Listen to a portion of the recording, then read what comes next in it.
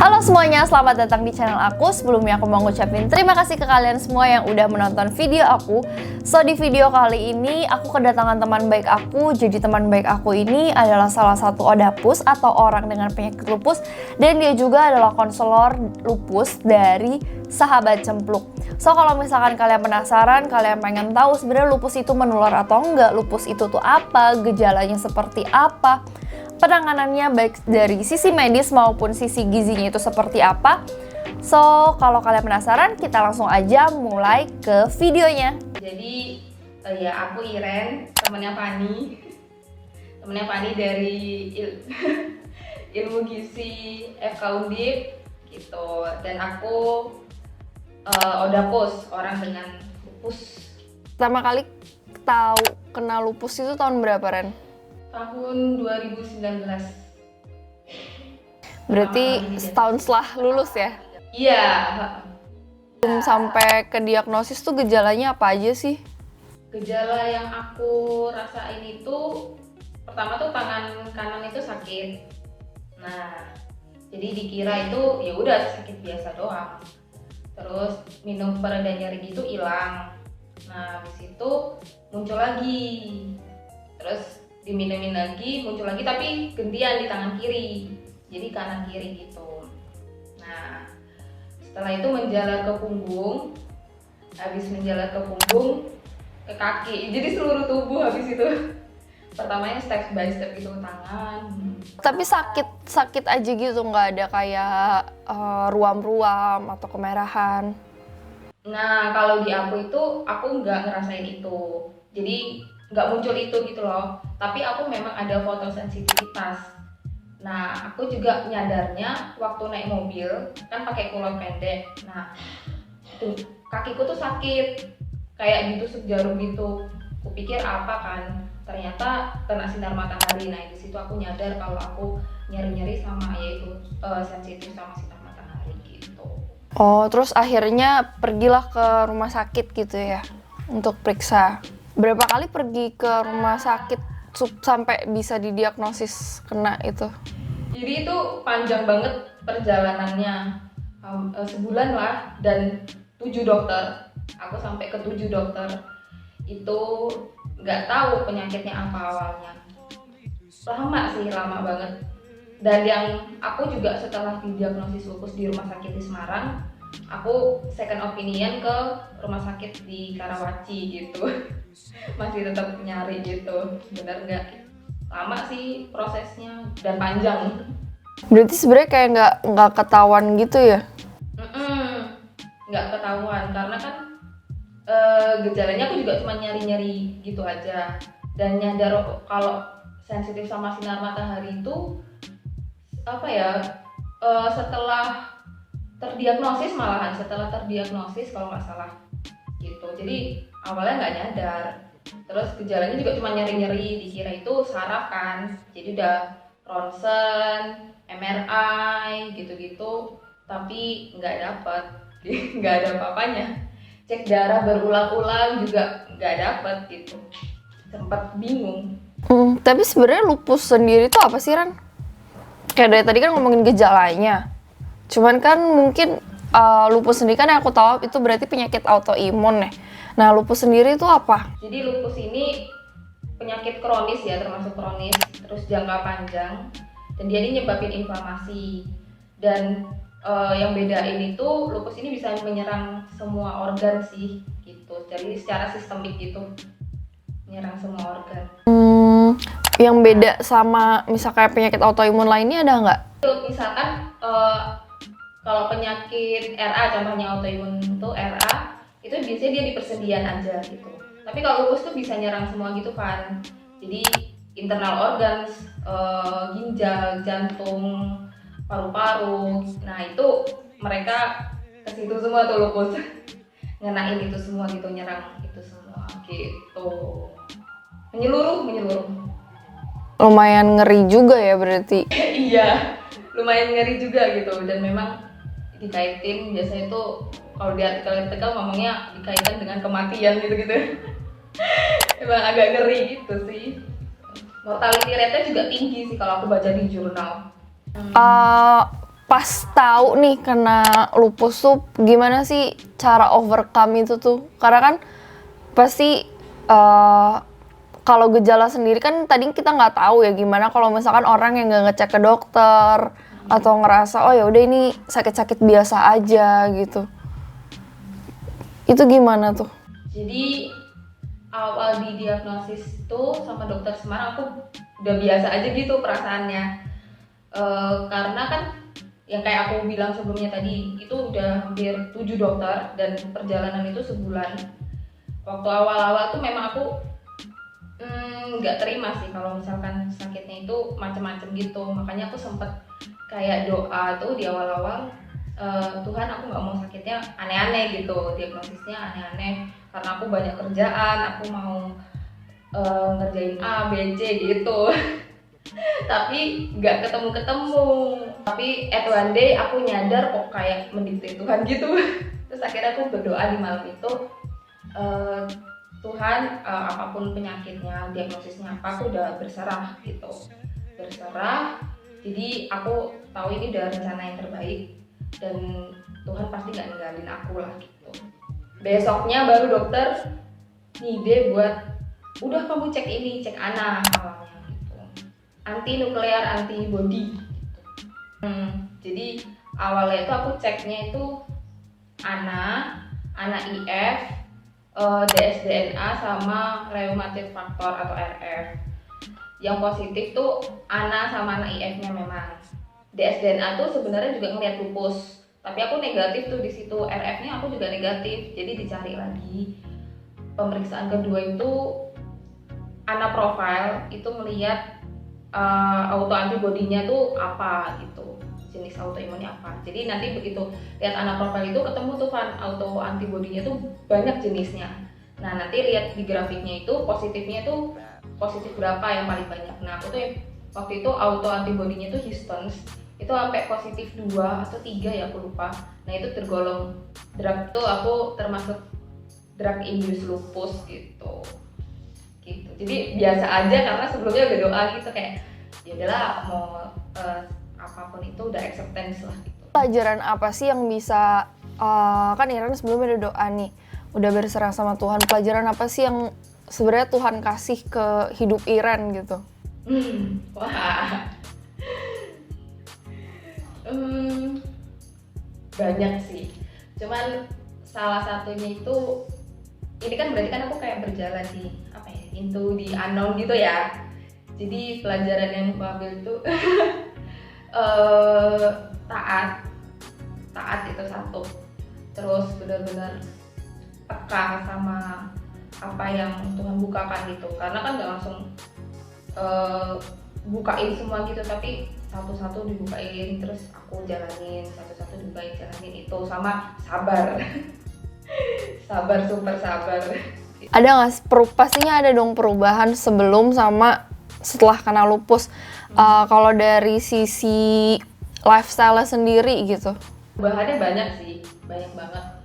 Tapi salah satunya yaitu pola diet ya, pola dietnya yang berubah. Karena semenjak lupus tuh memang ada pantangannya. Nah lucunya itu waktu awal-awal aku ke diagnosa itu bukan sedih apa-apa, malamnya aku langsung cari jurnal. Langsung nyari jurnal, ini diet apa ya? Beda ya? Beda. Biasa orang-orang mah sedih, merenung, harus gimana, makan apa gitu, besok harus makan apa, asupannya harus apa, banyak banget yang nggak boleh gitu. Dia malah nyari jurnal. Karena kan kita tahu ya, pasti ada diet yang nggak boleh, pantangannya apa gitu kan. Jadi aku langsung cari waktu itu, aku nemuin 2 kecambah sama bawang putih itu yang udah dari jurnal itu memang jadi nimbulin flare up gitu. Flare itu kambuh, gejalanya makin parah, nah itu flare gitu. Jadi aku tahu nggak boleh makan ini. Terus habis itu pengawet juga, makanan yang mengandung pengawet, jadi makanan kemasan tuh aku udah nggak ini lagi sih. Terus habis itu yang mengandung pirisa sintetik, terus pewarna buatan penyedap rasa MSG itu juga udah enggak, sama gluten sekarang aku, jadi selalu gluten free makannya gitu. Itu kalau pola diet. Berarti kayak makan ciki nggak boleh gitu kan, ciki-ciki yang ada MSG nggak boleh, ada perisa sintetik nggak boleh. Iya. Susu boleh nggak susu? Susu, nah ini susu ini sebenarnya individual banget ya, maksudnya ada yang bisa, ada yang enggak. Tapi itu aku udah jarang-jarang kayak konsumsi susu sapi maksudnya, karena aku merasa begitu konsumsi susu sapi sekarang tuh nggak enak gitu pencernaannya rasanya gitu. Jadi aku batasin kalau mau aja gitu. Sisanya aku bikin susu kedelai, susu almond, dan bikin sendiri gitu. Jadinya jadi malah lebih kreatif di dapur ya. Iya bener, semua bikin sendiri. Aku ngeliatnya waktu itu kayak sampai bikin apapun, wah kreatif banget. Dan mungkin ini jadi kalau gluten free itu kan mikir-mikir juga kan bahannya, karena ada bahan yang nggak bisa digunain kan kalau untuk misalkan baking gitu atau untuk masak kan, jadinya ada rasa-rasa yang hambar atau yang hilang. Itu caranya gimana tuh biar jadi enak? Awal-awal tuh susah ya, karena kita biasa makan yang ya makanan sekarang tuh memang nggak sehat dan gurih-gurih, enak-enak gitu ya. Semenjak itu tuh nahannya tuh memang susah banget dan nggak gampang, harus step by step gitu. Terus awal-awal sedih sih, kayak pengen makan tapi nggak bisa gitu. Terus nyicip-nyicip dikit, tapi begitu aku nyicip-nyicip dikit itu langsung flare up gitu, langsung sakit badannya kayak gitu kan. Jadi akhirnya aku juga kalau tiap makan itu selalu mikir, ya udah kamu boleh makan ini, memang boleh gitu, tapi kalau sakit tanggung aja sendiri juga rasa sakitnya gitu. Jadi setiap mau ngambil mindsetnya udah kayak gitu, ngambil aku sakit habis ini, ya udah aku nggak ngambil gitu sih. Emang susah sih gitu. Tapi emang itu tuh godaan terberat sih, aku aja di sini masih kadang-kadang masih banyak nyolongnya gitu. Kalau aku yang orang biasa aja banyak nyolongnya kan, apalagi kita udah tahu kan kita nggak boleh. Karena semakin biasa kayak semakin dilarang tuh semakin pengen gitu. Terus kalau dari biasa tuh gejala-gejala yang paling umum dialami orang-orang lupus tuh apa sih? Rasanya beda-beda gitu. Ada yang malaresis tadi, jadi ada kayak bercak merah di sini, bentuk kupu-kupu gitu. Ada yang kayak gitu. Terus ada yang di tangan juga. Tapi kebanyakan itu ya gejalanya nyeri-nyeri sendi, terus fotosensitif itu pasti, terus demam berkepanjangan, terus habis itu apa lagi ya, demam, sariawan, biasanya ada sariawan gitu di mulut, sariawan gitu, banyak sih gitu. Dan kalau mau didiagnosis lupus itu nggak bisa cuman dari 1 atau 2 gejala aja, tapi ada kriterianya dan kita harus memenuhi 4 dari 11 kriteria itu kayak gitu. Nggak hanya gejala klinis tapi juga disertai cek lab itu tadi, cek anak, anti-DNA, terus banyak sih cek labnya gitu. Cek kayak gitu tuh termasuk menggunakan biaya yang cukup mahal atau enggak sih kayak gitu tuh biasanya?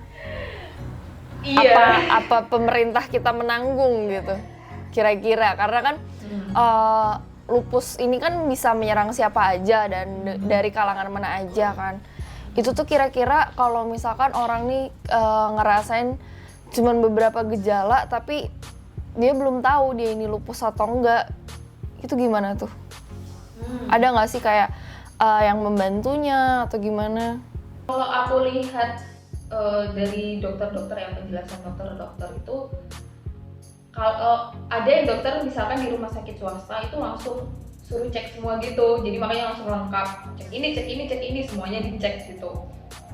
Tapi kalau misalkan pasiennya pakai BPJS biasanya bertahap, jadi cek ini dulu, ini pasti baru cek ini pasti baru cek ini gitu.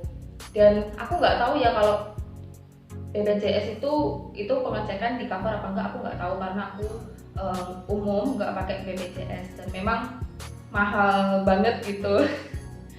Cek-cek segala macam itu habis banyak mahal banget. Kalau dari tadi kan dari segi gizi, berarti dari segi gizi kan ada kayak diet-diet tertentu.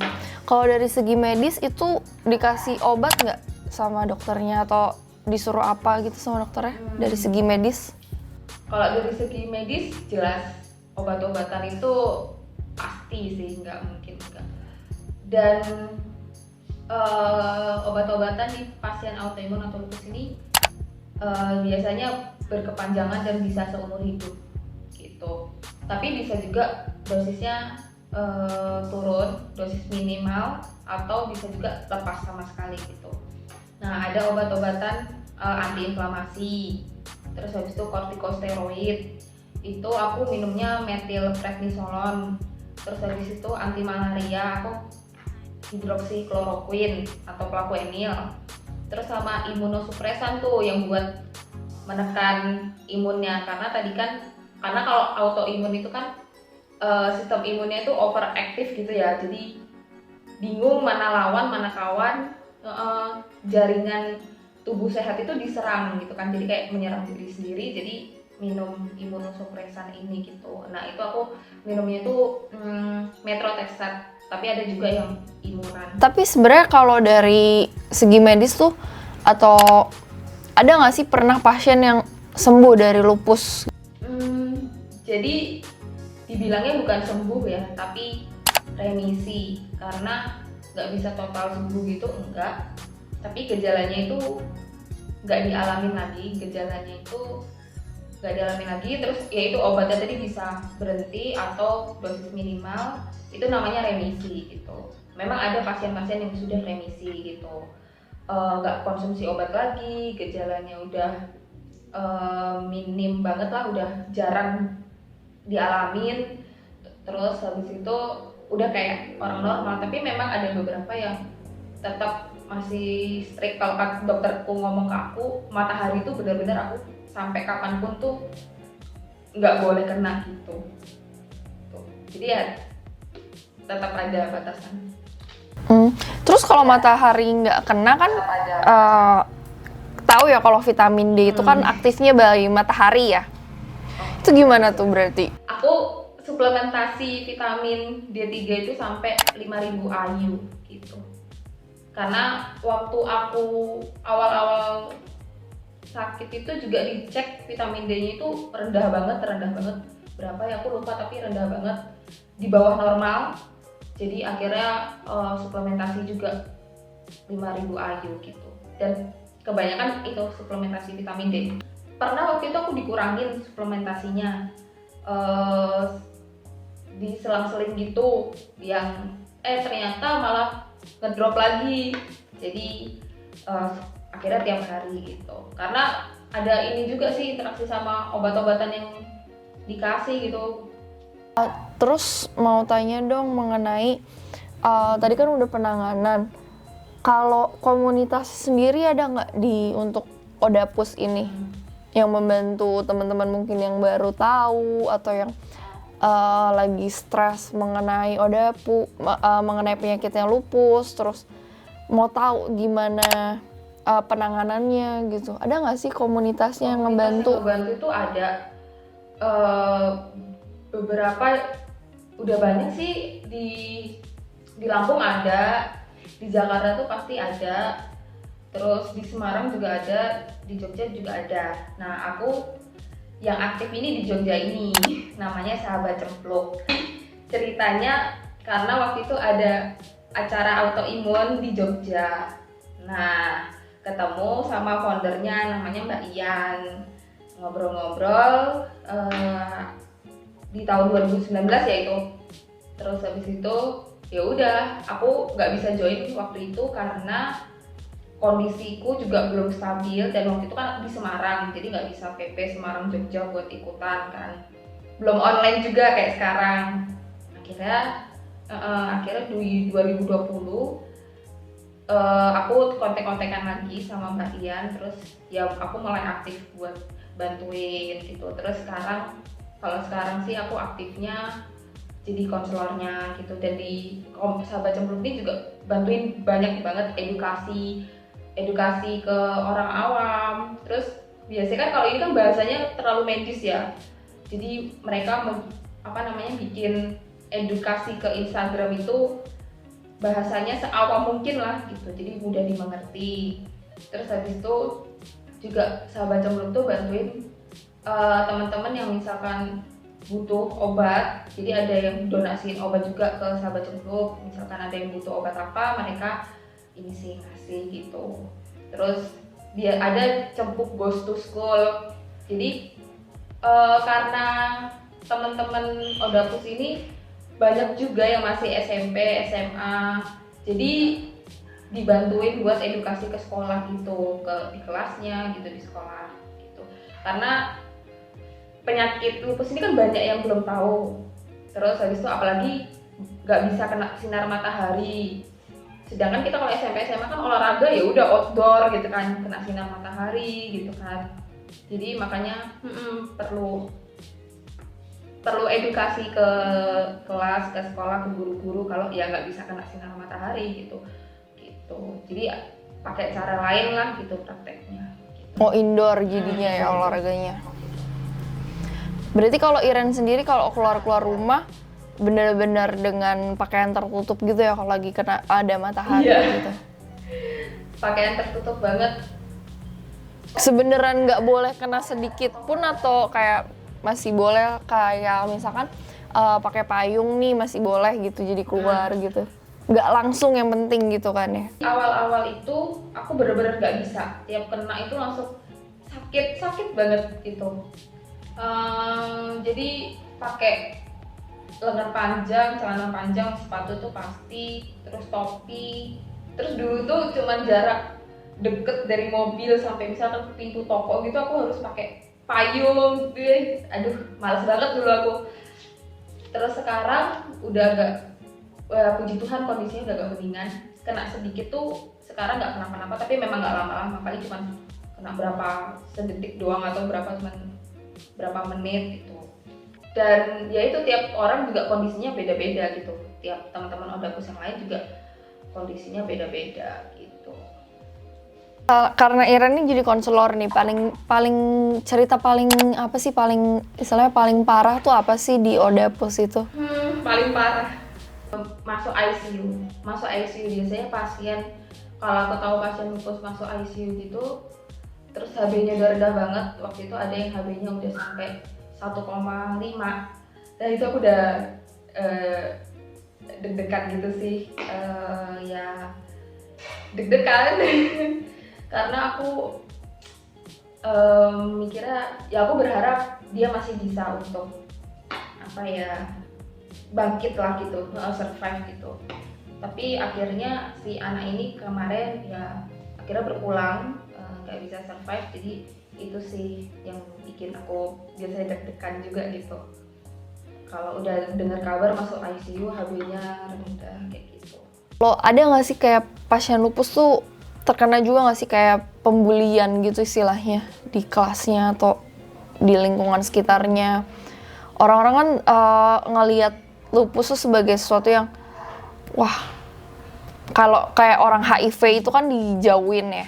Kalau lupus tuh ada nggak sih kayak dijauhin teman-teman, dijauhin kelasnya, teman kelasnya atau enggak gitu, atau lingkungannya? Kalau dari cerita yang aku dapetin ya, selama aku udah gabung di beberapa komunitas, terus jadi konselor ini, itu ada sih kayak malah ada yang disamain sama itu tadi, orang dengan HIV. Jadi dikira tuh menular, dikira penyakit ini nih menular, padahal nggak menular gitu kan. Terus nggak keterima kerja, akhirnya dia nggak diterima kerja sama HRD. Itu aku ketemu satu. Kalau di sekolah itu yang aku dengar dari cerita teman-teman, ya karena ini penyakitnya langka ya bisa dibilang, jadi banyak orang belum tahu. Terus orang Odapus itu kompleks banget. Jadi gejalanya banyak, terus ada mood swing juga. Jadi kadang tuh orang tuh nggak bisa mengerti gitu kan, orang awam tuh nggak bisa ngerti. Nah itu biasanya dijauhin, terus apa namanya, diomongin, dijulitin. Ada yang ngomong juga dijulitin di sosmed gitu. Itu sih Pan. Jadi bikin mentalnya tuh makin down gitu. Padahal support system di lingkungan itu butuh banget gitu, nggak hanya keluarga tapi teman-teman juga gitu. Nah aku kalau dengar dari cerita-cerita teman-teman itu, aku temuin ada yang kayak gitu, jadi dijulitin sama teman-teman gitu. Terus mau tanya dong, kenapa lupus itu lambangnya kupu-kupu? Kenapa lambangnya kupu-kupu? Karena yang tadi salah satunya ini gejalanya kan tadi apa namanya, yang Malares itu bentuk kupu-kupu. Nah itu jadi lambangnya jadi kupu-kupu gitu loh. Yang tadi aku bilang orang dengan lupus tuh biasanya ada merah-merah di sini, dan itu bentuk kupu-kupu. Itu. Karena di pipi ya, jadi ini kayak Kupu-kupu. oh iya bener-bener kayak badannya, terus ini kayak sayapnya Nah, lucunya- kupu. Oh. Tapi warna biru tuh enggak kan ya? Bukan warna biru Ungu. Warna kupu-kupunya. warna ungu. Ungu. Nah lucunya tuh ini Van, ada cerita lucu. Aku kan suka kupu-kupu tuh. Nah sebelum didiagnosis itu belum beli cincinnya tuh kupu-kupu. Terus aku pakai lah. Itu cerita itu hadiah wisudaku, hadiah lulusku dari eyangku gitu. Belilah cincin kupu-kupu itu. Waktu ke dokter, ngeliat dokternya juga kan, wih pas nih. Kamu beli ini karena ngepasin diagnosisnya apa gimana, katanya gitu kan. Enggak, ini udah lama banget, udah dari 2018 aku bilang. Enggak ngepasin dok, aku bilang kayak gitu. Itu cerita lucunya sih waktu itu. Oh pas banget ya katanya. Berarti bisa diinin juga loh, bisa diibaratkan sebuah kayak oh ini adalah kayak bisa dikasih tahu sebenarnya gitu ya. Cuman nggak nyadar. Kayak pertanda bukan sih, kayak dari awal tuh aku ya pertanda. Bahkan timbangan kita yang biasanya beli di GBM itu, GBM Ecobis itu kan aku beli itu, aku dari kuliah pun aku belinya kupu-kupu. Dari Ecobis itu aku belinya gambarnya tuh kupu-kupu. Jadi kayak ya mungkin ada tanda-tanda suka kupu-kupu ini gitu. Iya benar. Mau tanya dong, di Sahabat Cempluk tuh ngapain aja sih Ren? Aku apa maksudnya komunitasnya? Komunitasnya? Banyak banget sih, apalagi online gini. Jadi edukasi, datengin dokter-dokter. Apalagi bentar lagi mau Lupus Awareness Month ya di Mei. Jadi udah mulai tanggal 9 Mei. Jadi udah mulai dari sekarang. Udah mulai rame-rame dari sekarang. Ada kegiatan-kegiatan online-nya, webinar-webinar, edukasi di live IG juga gitu-gitu. Jadi banyak edukasinya lewat situ. Terus habis itu edukasi lewat konten IG itu tadi, konten Instagram. Habis itu Cempuk Goes to School itu tadi yang ke sekolah-sekolah, karena lagi pandemi gini tetap jalan tapi lewat Zoom gitu. Jadi anak-anaknya dari Zoom gitu. Terus habis itu ya jadi Cempuk Goes to School itu lewat Zoom. Terus habis itu ada juga kunjungan ke rumah sakit, biasanya ada pendampingan ke rumah sakit gitu, tapi yang di daerah Jogja aja sih kalau ini gitu. Jadi ada yang dirawat, misalkan ada yang dirawat di Sarjito, terus ada yang jemukin gitu. Banyak sih. Terus tadi dengar-dengar kayak Sahabat Cempluk ini kan menerima donasi ya Ren? Untuk disalurkan ke Odapus ya. Kalau misalkan kita mau berdonasi, itu tuh caranya gimana Ren? Atau menghubungi Instagramnya, ada nggak Instagramnya di mana gitu? Kalau mau donasi secara ini ya, transfer duit bisa. Rekeningnya juga ada di Instagram sih. Instagramnya itu Sahabat Cempluk biasa gitu, Sahabat Cempluk. Nah bisa dicari aja, itu nanti ada informasinya mengenai donasi gitu. Kalau ada yang mau donasi obat, misalkan sudah remisi nih, obatnya udah nggak kepake lagi, itu bisa juga didonasikan ke Sahabat Cempluk gitu. Asal obatnya belum expired ya, jadi boleh didonasiin juga gitu. Obatnya jangan expired. Selain kita bisa transfer uang dalam bentuk uang dan juga bisa dalam bentuk obat gitu ya, berarti dua. Kalau misalkan kayak dalam bentuk kayak supply bahan makanan itu diterima nggak tuh kira-kira? Sepertinya diterima, tapi aku belum tahu sih mekanismenya gimana kalau ada yang mau ngasih bahan-bahan makanan organik misalkan, apalagi sekarang kan nggak boleh makan yang aku bilang tadi yang mengandung pengawet segala macem. Aku belum tahu mekanismenya gimana kalau bahan makanan. Mungkin bisa sih. Donasi tenaga juga boleh. Jadi volunteer.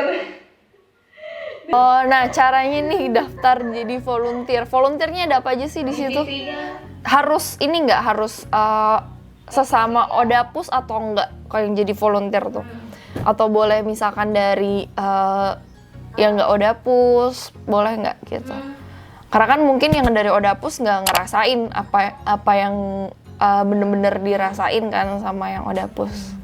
boleh siapa aja sih sebenarnya.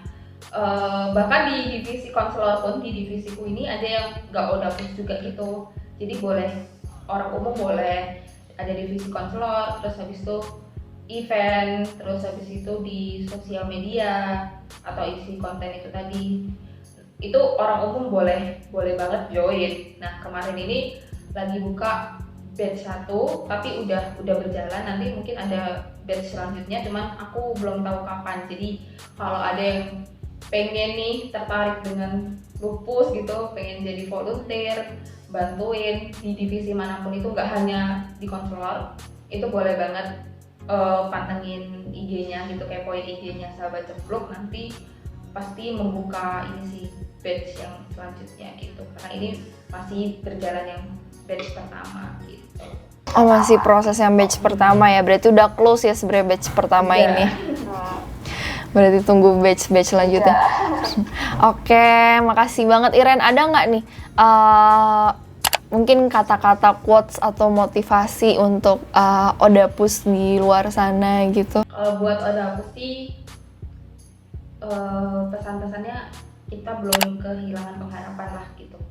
Harapan tuh masih ada gitu. Jadi jangan pernah merasa sendiri, karena juga kita berjalan bareng-bareng, banyak temannya. Kalau butuh support system yang ke komunitas lupus dimanapun kalian berada, ke Sahabat Cempluk juga boleh, karena nggak harus dari Jogja, tapi luar Jogja juga banyak gitu.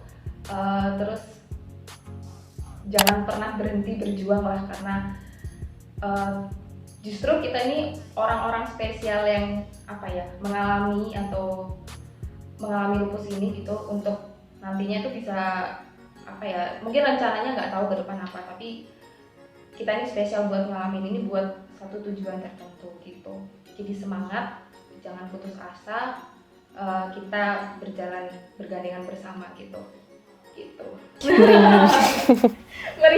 Merinding saya mendengarnya. merinding. Iya, aku sendiri sampai merinding gitu karena pas ngelihat Iren pertama kali kena kan, terus abis itu overcome-nya menurutku lumayan rada cepet sih.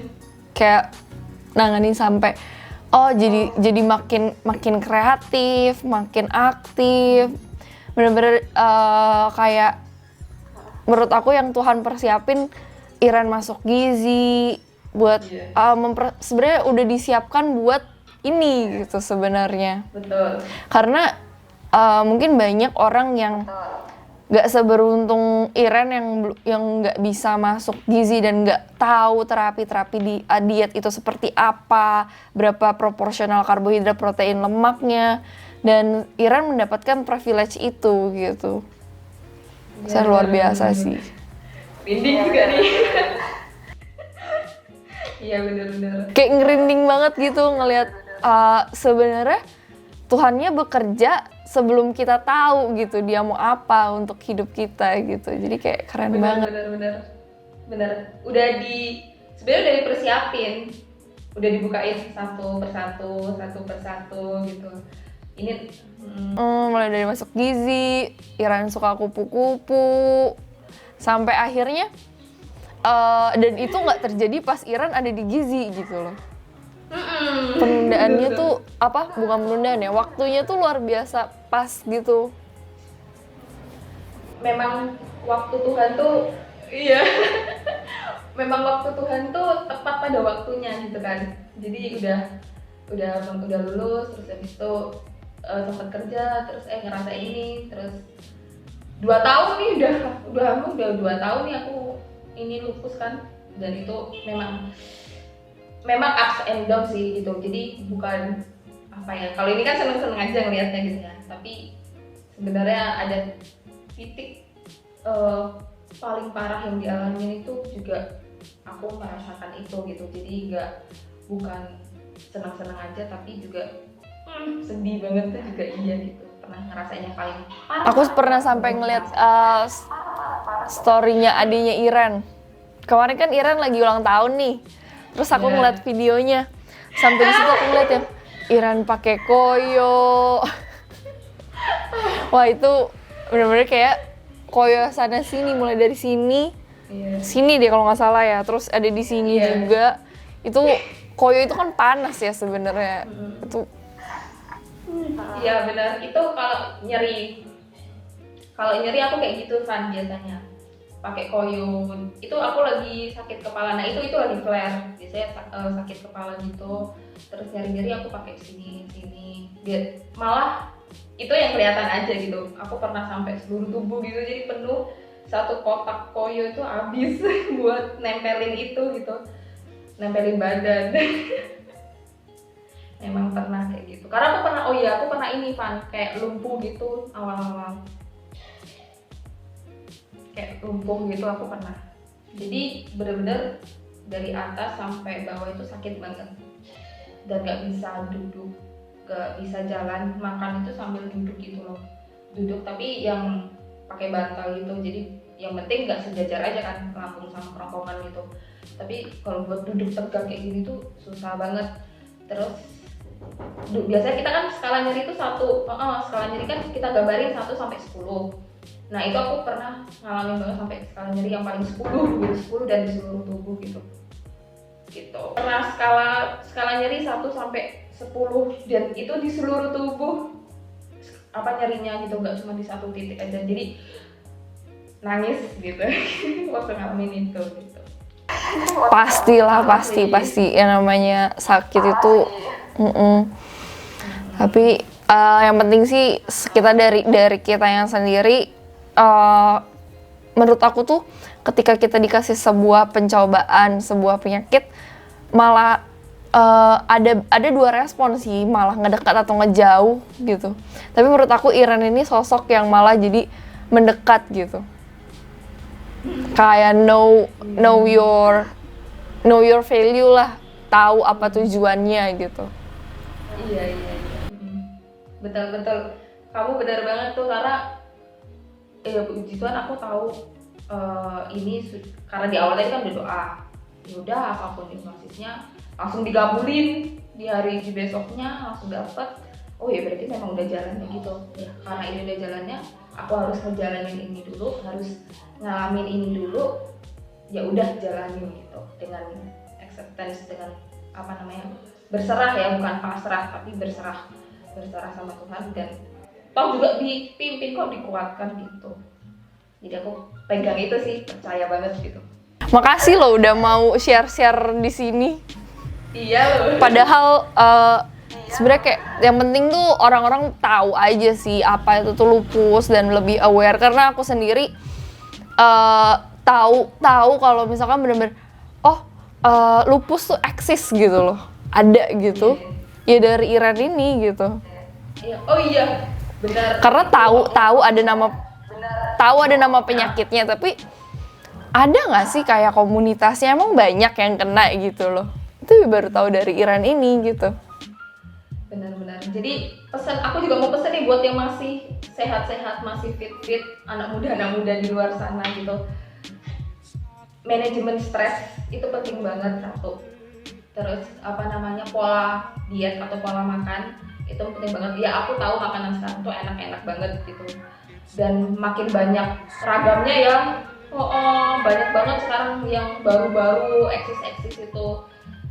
Ya boleh sesekali, tapi jangan berkelanjutan dan harus benar-benar jaga lifestyle lah, jaga banget itu, karena lupus sendiri itu bukan soal genetik.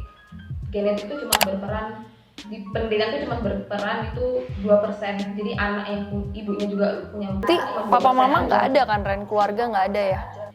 Gak ada. Genetik itu nggak ada gitu. Cuman yang aku curigin ini sih, yang dicurigain sama dokterku tuh eyangku aja, karena eyangku tuh ada artritis. Nah gitu. Jadi curiganya cuma dari situ gitu. Tapi kalau mama papaku nggak ada. Dan genetik itu, kalaupun aku sekarang lupus, kalaupun sekarang aku lupus, anakku kena lupus tuh kemungkinannya cuma 4-15%. Jadi nggak gede kan. Berarti faktor lingkungan itu berperan besar. Jadi teman-teman yang masih sehat harus dijaga pola hidupnya, pola makanan, manajemen stres. Apalagi yang udah kerja, mungkin stresornya makin tinggi gitu. Kalau udah ini ya butuh refreshing gitu. Itu pesanku itu sih, harus aware banget gitu. Karena makin banyak pasien-pasien lupus yang masih muda gitu, masih SD, masih SMP, SMA, masih seumuran kita. Paling muda ada nggak? Paling muda umur berapa? Yang aku tahu tuh umur 10 sama 11 gitu. Wow, itu masih dalam masa pertumbuhan banget tuh.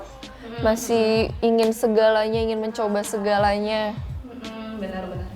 Makanya teman-teman yang sekarang nonton udah tahu harus dijaga gitu.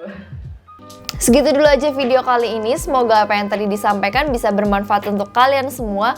Ingat, jangan jauhi orang dengan penyakit lupus, tetapi kalian harus berikan motivasi dan juga semangat. Dan kalau misalkan kalian punya saran, kritik, komentar, dan kalian mau request video apa lagi yang harus aku buat, kalian boleh tulis di kolom komentar di bawah sini ya. See you in the next video. Bye-bye.